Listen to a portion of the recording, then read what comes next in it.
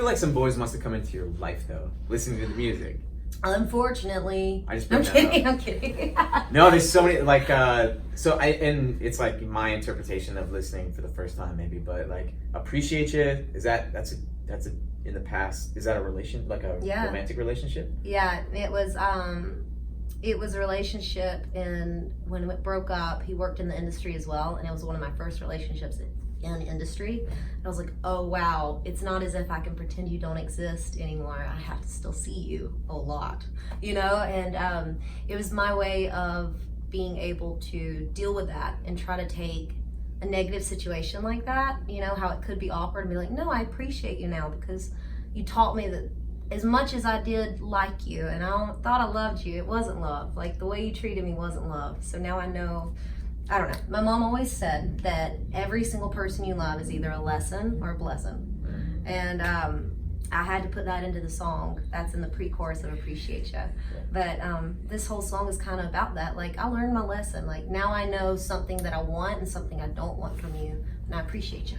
Now I'm lost. And it's literally, I think, like my favorite song behind Family Tree. But is it Just Friends? Just Friends. Yeah. That song's friggin' awesome, by the way. Thank you. You gotta listen to it. I'm like sitting there going like, who does she sound like at the beginning? It's like, is it reminiscent of any like classic country singer to you when you go into the first part of the song? I kind of think of like Patsy and Dolly. I do too. I think I try to literally summon them in my mind when I sing that song. So in my head, I went like this. That feeling. Yeah, and so that's the beginning of the song. And then it turns out the song is Bohemian Rhapsody. It's like, it like puts you in this mode where you're like, oh my God, it's like Patsy. And then it's like, boom, right in the face. Oh man. Punches you in the face. That was the funnest day to record that song because when we came in, I had both those melodies. I had the first part of, I had sworn off love long before I met you, whatever, that little part. And then I had the, you should have never come over. Just these two little parts of two completely different songs. One sounds like an Everclear song if somebody with a twang sang it, and then the other side sounded like an old-timey country song. And I brought it in to Mikey Reeves and Aaron Ratier one day, and I said, I have two ideas.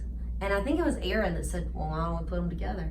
And I was like, you know what? I don't have a song on the record that isn't like verse, chorus, bridge, chorus. Most songs are, that's okay. But I was like, I want to have a weird one on the record. Yeah. And that was what we did. So when we went into the studio, right before I played it for the guys we had hired to be on the session, I stopped them and I was like, all right, I want y'all to think, if Randy Newman and Everclear made a record together, what would it sound like?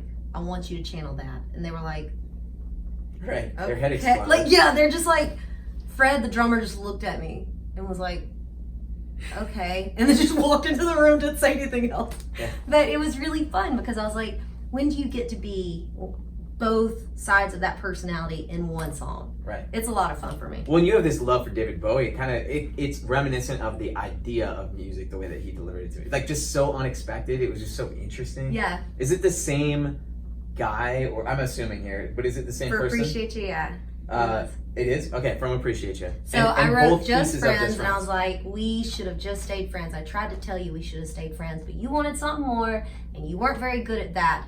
Anyways, it was kind of like, we should have just stayed just friends. Like, we could have, and that's why the bridge is like, if we had never made out, could you still come and hang out on my couch? Like, would you still?